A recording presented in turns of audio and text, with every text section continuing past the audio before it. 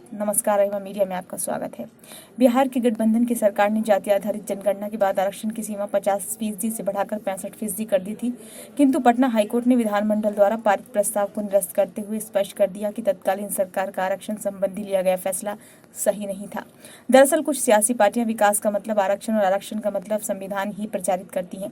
ये वास्तविकता है कि सामाजिक व आर्थिक विकास के लिए आरक्षण देने का निर्णय जब संविधान निर्माती सभा ने लिया था, उस वक्त देश में दलितों की हालत दयनीय थी और सदियों से अछूत का जो दंश वो झेल रहे थे, उसको कम करने के लिए 10 वर्षों के लिए संविधान में आरक्षण की व्यवस्था की गई थी।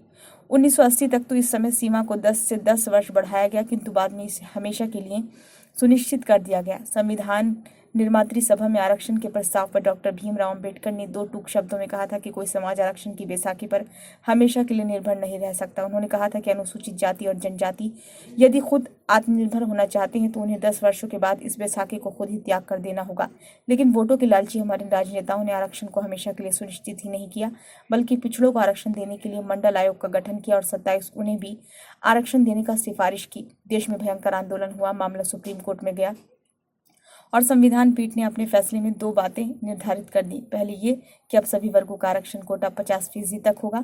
शेष 50% सीटें मेरिट के आधार पर भरी जाएंगी। मतलब कि सामाजिक न्याय का नारा लगाने वालों को स्पष्ट संदेश दिया गया कि सामाजिक उत्थान के साथ साथ चयन में प्रतिभा का भी महत्व होना चाहिए। इस बात में कोई संदेह नहीं कि आरक्षण के बल पर सामाजिक उत्थान तो हुआ है, किंतु ये भी सही है कि आरक्षण का लाभ वही परिवार ले पा रहे हैं जो सक्षम है, यानी जिसकी 2 पीढ़ियां पहले ही इसका लाभ ले चुकी हैं। यही कारण है कि सुप्रीम कोर्ट की संविधान पीठ ने दूसरी महत्वपूर्ण बात ये कही कि अन्य पिछड़े वर्ग में क्रीमी लेयर को पहचाना जाए और उन्हें इसका लाभ नहीं मिलना चाहिए। मतलब ये कि सुप्रीम कोर्ट को भी इस बात का एहसास हो चुका था कि जिस तरह अनुसूचित जाति और जनजाति में आईएएस के बेटे और नाती पोते ही आईएएस बन रहे हैं, उसी तरह अन्य पिछड़े वर्ग में नहीं होना चाहिए। वास्तविकता तो यह है कि जब जाति के आधार पर सरकारी नौकरी और शिक्षण संस्थानों में प्रवेश की सुविधाओं की सीमा को जब 50% से बढ़ाने का निर्णय नीतीश कुमार सरकार ने लिया, तो विधानसभा में तत्कालीन विपक्षी बेंच पर बैठे जीतन राम मांझी ने मुख्यमंत्री से एक सवाल पूछा कि क्या आरक्षण की सीमा बढ़ाने से आरक्षित समाज को समुचित लाभ होगा।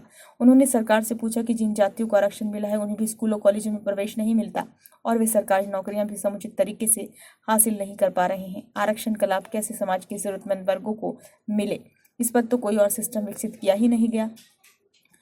बहरहाल सुप्रीम कोर्ट ने जो 50% की सीमा निर्धारित की, उसका सभी को सम्मान करना चाहिए और वोटों के लिए भ्रम नहीं फैलाना चाहिए तथा जो आरक्षित समाज है उसमें जागरूकता पैदा करने की जरूरत है कि वो पढ़े और आरक्षण का लाभ लेने के लिए सक्षम बन सके, अन्यथा सामाजिक न्याय की अवधारणा सामाजिक अन्याय में बदल जाएगी।